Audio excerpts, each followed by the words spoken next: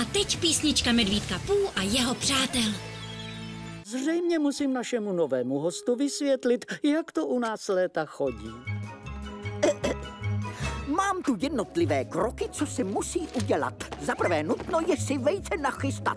Za druhé jdem barvit je a sušit, pak je seřadit se sluší. Jako vojáci tu budou v řadě stát. Poté nutno sepsat seznam, evidence nechtě přesná. Pak se mašlí každá z krabic na mašlí. Až je všechno spočítáno, máme volno a pak ano. Pak se nechme svést a všemi lákadly. Jen tahle cesta vede k cíli. Za krokem musí se napnout síly. Berte vážně vejce i mě a jen tak dílo zvládnem společně. Páni, takže kdo začne? Já první. Výborně, všechny úkoly mám rozepsané tady na seznamu. Já si vemu tohle. Já udělám košík. Tak moment. Hned červená. Jste modroučtu. Suši šatá. Ten na třepu. Už natírám. Tak ale ne. Teď mašličku. Tu umíru. A co já, co zvládl bych? Navem si nůžtičky a klíč. To zkusit brzunový fór a z proužků vzor. Ne. Dost legrace.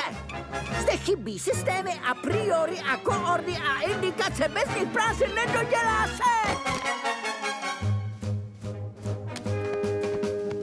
Soustředit se, koncentrovat.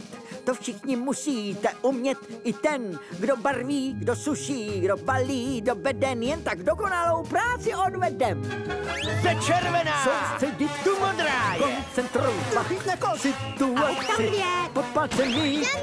Barvit suši, Dopřání psa. balnit vázat. Velec dění to nic není. Klid a chce to spěchat. Chytne koš. A hop tam dvě. Já padám koš. Ze červená. Počkejte, děláte to špatně.